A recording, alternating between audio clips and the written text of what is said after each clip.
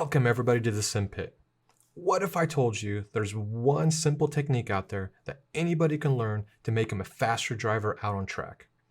Ford versus Ferrari is a great movie, and there's one key scene in there that really sticks out that applies to what I'm going to talk to you about today. So let's take a look at that clip.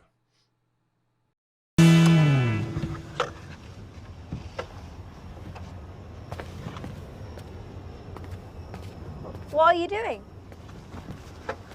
You see that crack? That's my marker for turn 8. What, to slow down? Brush the brakes and downshift. But you'll be going 150 miles an hour. Yeah, So how do you see it? you're going fast, but as the car speeds up, everything else slows down. You don't do that. You do this, right? And then you see everything.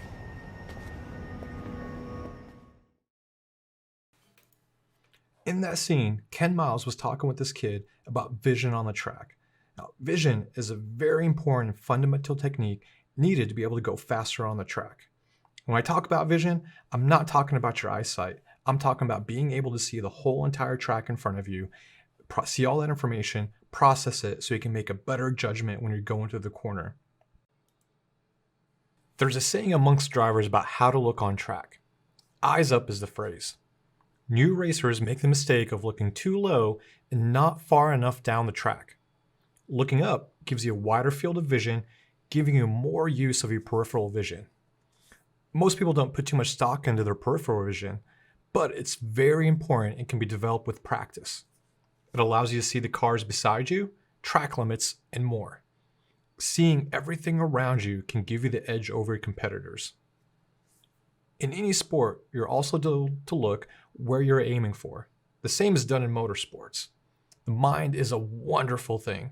Subconsciously, you always want to go where you look and focus on it. Your race car will end up going where you're looking. Also with eyes up, looking down the track, your sense of speed is reduced. Things become slower, allowing you to process the information much quicker. A seasoned driver will look much further ahead of their track position, giving them much more time to process what's coming ahead and react accordingly. So let's jump to Sebring, more specifically Cunningham turn, and go through the different phases of when you approach a turn using our vision.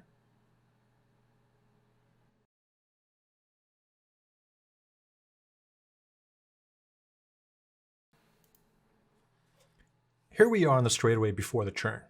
We want to pick up our braking marker as soon as we can. The red box highlights where our direct vision should be. Here, we need to focus on our initial braking spot before corner entry. If we miss it, we're going to go in either too fast or too slow, therefore slowing us down in the corner. Our next phase is approaching the initial braking spot. Here, we can see the green box, and this is where our direct vision should be focused on. As we approach the braking point, we need to keep it in our peripheral vision so we can begin to apply the brakes. In the next phase, as we approach the turn-in point, we need to work on releasing the brakes slowly and begin to shift our vision from the turn-in point to the apex of the corner before we begin to turn, while keeping our peripheral vision on the turn-in point. In the next phase, as we approach the apex, we need to start looking ahead and focus on the exit. You need to know when you can start straightening out the wheel and use most of the road on the exit as we tackle the next stage of the track. In the last phase of the corner, as soon as we hit the apex, our direct vision needs to pick up the corner. If we do this, it gives our brain enough time to begin to process the next phase of the track. Now let's piece everything together and look at how we tackle the corner.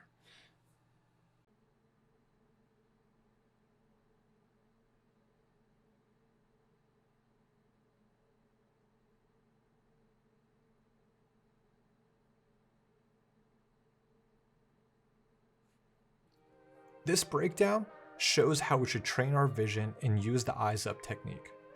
Our direct vision always needs to be focused on the next stage ahead of where you are on track. It's natural and it's instinctive for us to have our vision narrower than we should, if we're new to driving, in a new car, or on a new track. You have to be conscious of where you're looking and not be lazy with your vision. Spend a couple laps training your eyes and focus on the next stage of where you are on track. It's gonna take some time to adjust, but you're going to get there. If you follow these steps, it will give you more time to learn what you need to be doing in the car. Once you master this technique, it's going to help you in your driving and become a quicker and more consistent driver. Okay guys, if you like this video, please like, subscribe, let us know what you think in the comments below, and until next time, I'll catch you guys later.